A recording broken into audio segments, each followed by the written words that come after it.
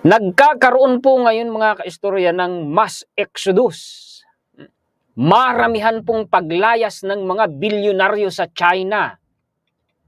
Posible kayong mamulubi sila pag nagkataon. Mga kaistorya, ang pinag-uusapan dito na nawawala sa China dahil sa maramihang paglayas na yun ng mga bilyonaryo sa kanila, bilyon-bilyong dolyaris ang nawawala. Global investors call time on their exodus from China. Naglalayasan sila. Bilyonaryo, huli na kayo kung tutuusin. Ako nung nakaraang taon pa, kung hindi ako nagkakamali, sunod-sunod na ang mga contents ko. Diba? O, yung mga pioneer natin dyan, yung mga sulit kaistorya natin dyan na tuloy-tuloy na nanonood, nag-aabang, sumusubaybay sa atin, alam ninyo yan.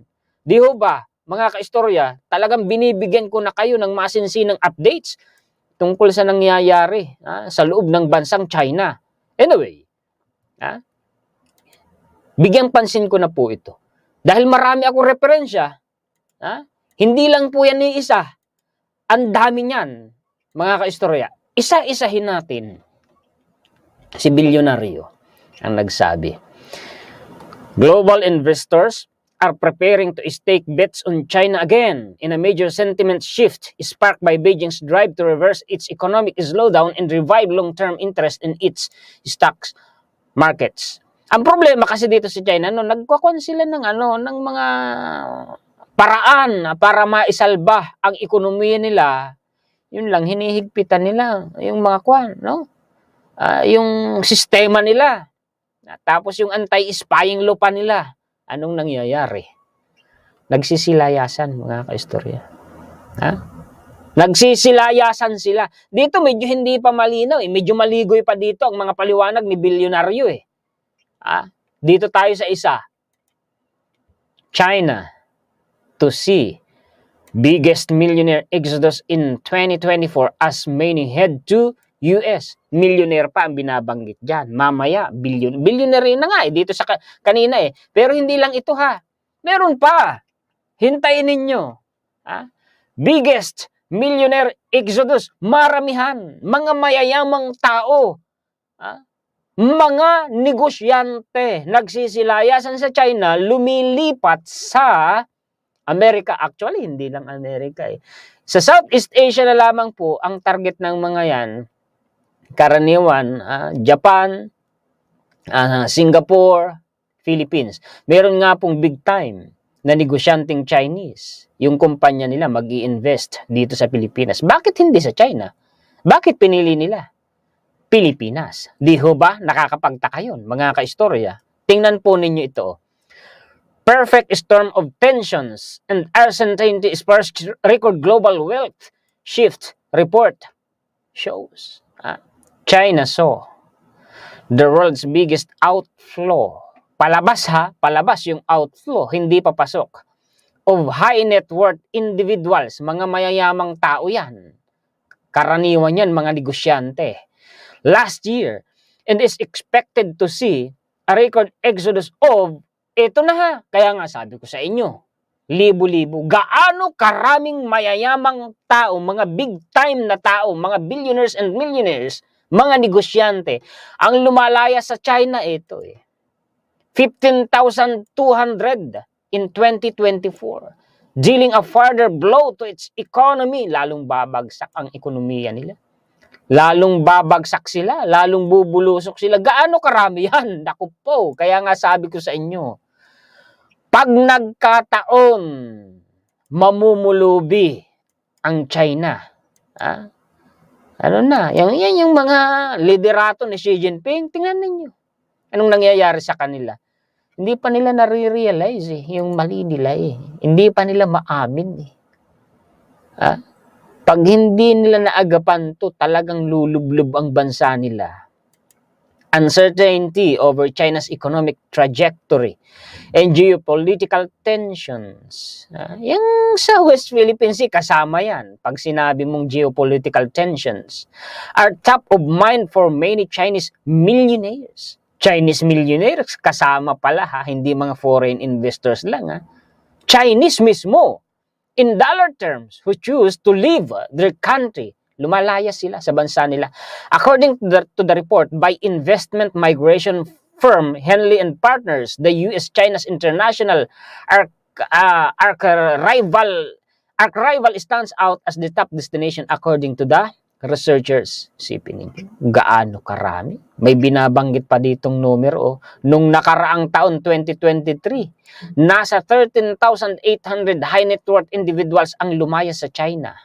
Lumipat ng Amerika, Canada, Singapore. Nilipat nila doon yung kumpanya nila nung nangyayari sa China. Ano? Mga kaistorya. Ha? Tingnan ninyo, Henley and Partners said it was difficult to know how much wealth was taken with the immigrants.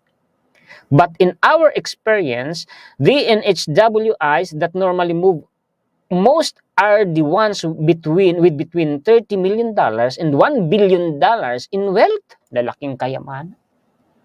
Inilalayas nila sa China. Yung iba nga napipilitan pang kumbaga sa illegal na paraan.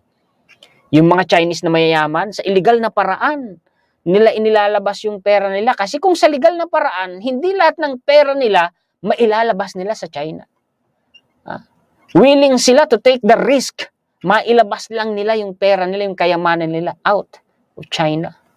Ganyan po ang nangyayari sa bansang China ngayon, mga kaistorya. May pro-China ba dyan na nag-comment? Sige nga, dispute nga ninyo ito. Sabihin na naman ninyo, fake news ito. Then, patunayan ninyo. Comment kayo. Send kayo man lang dito ng lehitimong reference. I-comment nyo nang ma-verify namin. Kasi ako, ang ginagawa ko, transparent ako sa mga manonood. Yung mga links or mga URLs nitong mga references na ginagamit ko, nilalagay ko sa description ng content ko, ng live stream ko sa YouTube. O yung live stream ko kahapon, kahit i-check ninyo, lahat ng references ko po nandoon. See, ganun tayo para patunayan natin mismo na totoo ang binabalita natin, mga kaistorya. Sunod, ito pa, si Forbes. Tingnan ninyo. High net worth people are leaving China. Lumalayas. Pari-pareho sila ng binabalita. Sabihin nga ninyong fake news, mga pro-China, si Forbes. Smart money, as the saying goes, is bailing out of China. The country's millionaires and billionaires, ayan hindi lang mga milyonaryo, pati yung mga bilyonaryo, binanggit na are emigrating in records numbers, with 2024 likely to see an out-migration. Pag sinabing out-migration, lumalayas ng China of 15,200 such people. Pareho sila. Ang ginamit din nilang, ang mga kaistorya, yung datos from Henley and Partners. See? Ganyang karami. Yung 2023, na lumayas sa kanila, numero, ayan din. Pareho ang ibinalita. So, totoo ang ibinabalita natin dahil pare-pareho ang mga referensya natin. Validated, di ho ba, mga kaistorya? Pakishare naman po at pakilike.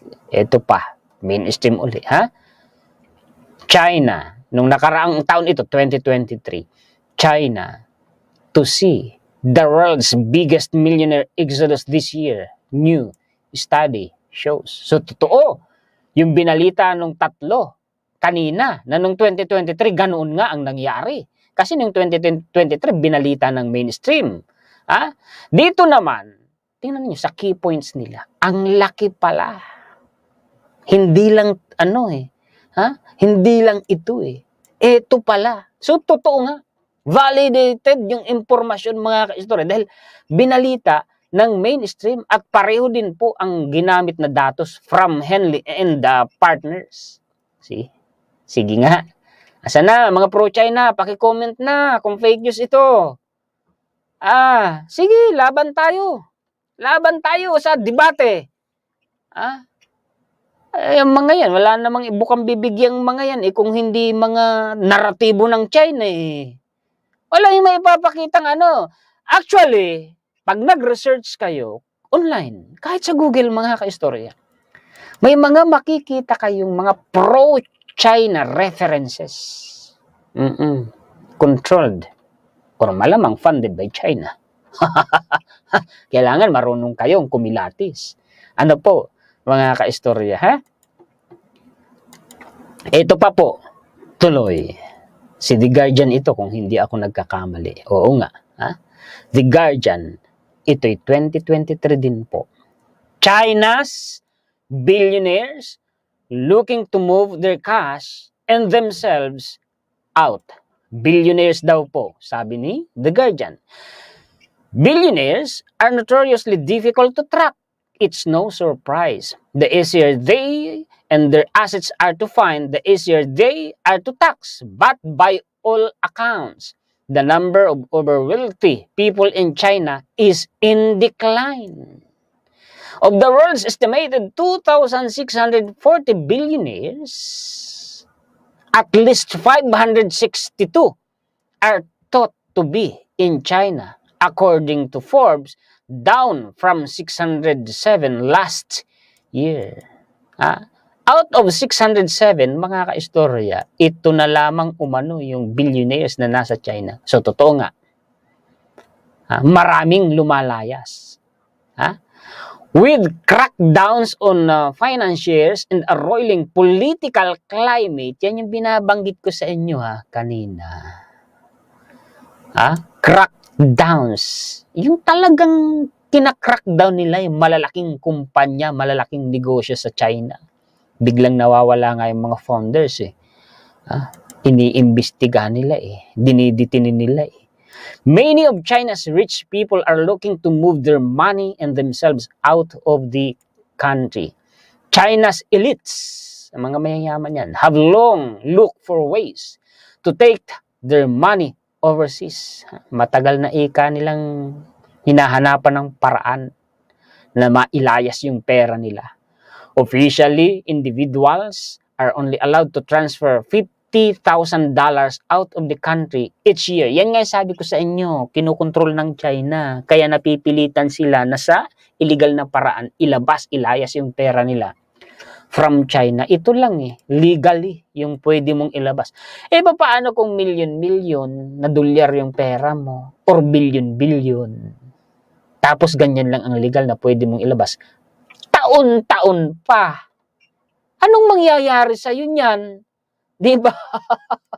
Palaking ko nga. Ayan kaya mapipilitan yung mga mayayamang tao mag-resort sa illegal na paraan. But in practice, wealthy people have a range of official and unofficial ways of shifting their funds, whether that is through money exchanges in Hong Kong where capital controls do not apply or funneling cash into overseas business. Ito, ginawan ko na ito ng dedicated content mga kaistorya.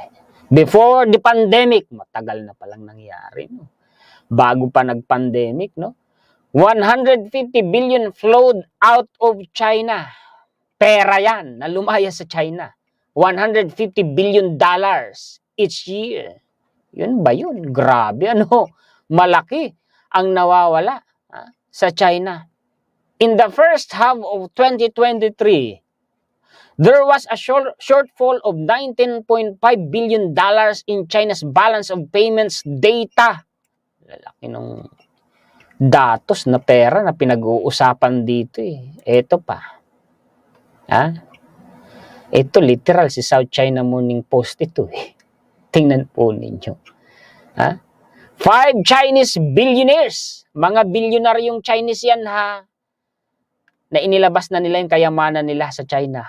From spicy hot pot billionaire Zhang Yong to recycling entrepreneur Zhang Yan. Binanggit Pinangalanan mga kaistorya basahin nga natin ito. If you had billions, you would think life would be pretty sweet wherever you happen to be, but billionaires always seem to be in the lookout for greener pasture. Ibig sabihin, hindi na green yung pasture sa China. Ibig sabihin, wala nang magandang kinikita sa pagninegosyo sa China. May kasabihan there is always a greener pasture on the other side of the fence. Yun Kaya siguro lumilipat sa ibang bansa, More than a third of ultra-high net worth Chinese are considering moving abroad, according to a survey by a Shanghai-based Hurun Research Institute. That would mean a lot of money leaving China. South China Morning Post po ito. Itong nagre-report dito ha. Mga kaistorya ha, tingnan ninyo. In 2019, kaya nga sabi, bago pa mag-pandemic, marami na pala, malaking pera na ang lumalabas sa China. Hindi pumapasok ha. In 2019, China had 658 billionaires with 584 in the United States. According to Hurun's global rich list, despite the trade war, more new billionaires were made in China than in the US in the past 12 months. Ganda ng kalagayan. Ano? A boom in tech valuation in China, India, so on and so forth, propelled umano, ha? In 2020, sabi dito mga kaistorya, today, the US has 626 billionaires, while China added 182 new face to hit 799 billionaires, ha? But in 2024, a Barclays Wealth report found that around half of Chinese rich intended to move to another country within 5 years, given that it's been 6 years since the report. Here are 5 incredibly wealthy people who have left the country. Ito talaga yung sobrang yaman na umano na mga lumayas na sa China. Binanggit na dito. Zhang Yong, the founder of Sichuan Hot Pot chain, Heidi Lau, became a Singaporean citizen last year. Ganun na, grabe na. However, things, so on and so forth. Australia, sino naman yung nandito, so on and so forth. Hindi ko na kung gusto nyong basahin, isa-isa, ilagay ko na lang ang link kasi marami pa akong didiscuss yan. Abutin ako ng oras, 3:22 na. Ngayon, magbigay ako sa inyo ng mga flash na references na pandagdag impormasyon. Ito ha. Kung i-click nyo to isa-isa, gaya yung si The Guardian na binasa ko sa inyo kanina, ito yun. Kaya nakakulay ano na yan eh. Tapos ito pa. Forbes, si Forbes ulit ito. Kung babasahin mo dito, why are wealthy people leaving China? Bakit? Anong mga dahilan kung bakit lumalayas ang mayayamang tao sa China? The ongoing property crisis hanggang ngayon, yung pagbagsak ng property, real estate developers sa kanila. Hanggang ngayon, dinadamdam po nila, no? And real estate, wait, nasaan na ba ako? And real estate, asa na ba yun? Nawala ako, pasensya na kayo mga kaistorya. Why are wealthy people in China? Ito. The ongoing property crisis and the real estate turmoil loom large in this assessment of uncertainty, especially because, ito na, falling real estate values have hurt household wealth. Malaki talagang epekto sa kanila, lalo na yung pagbagsak ng Evergrande.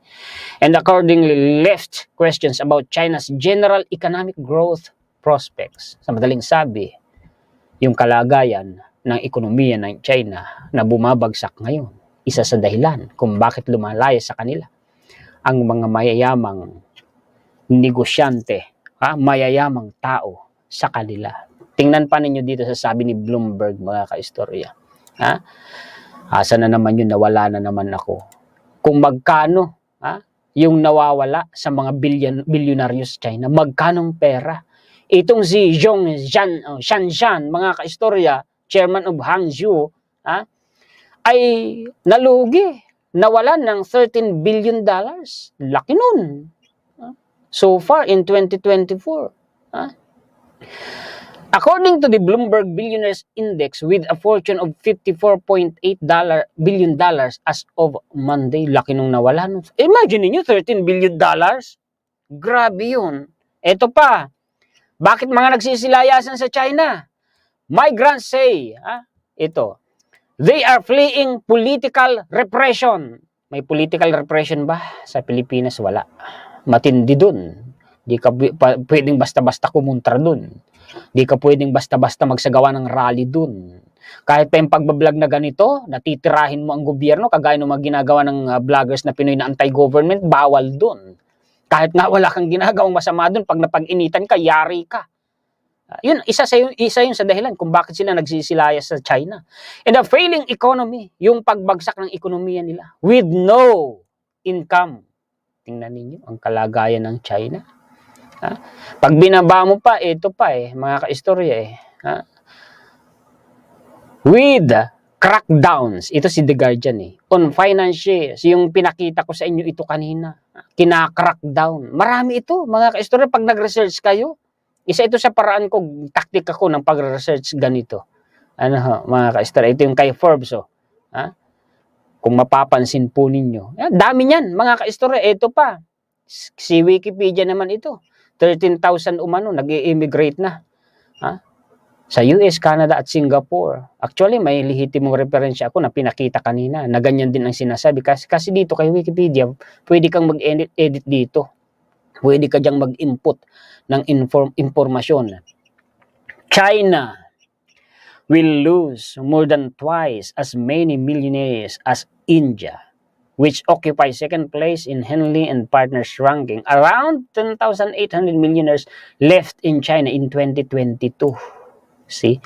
Gaano karami? 10,800 daw po. Wait lang, puntuhan ko 10,800 millionaires daw ang lumaya sa China noong 2022.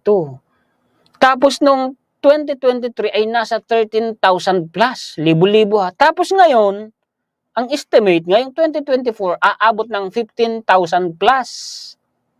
Wala. Anong mangyayari sa China niyan, mga kaistorya? Pag nagkataon, anong mangyayari sa China? Di ho ba? Natural. Malulugi sila. Lalong babagsak sila, mga kaistorya.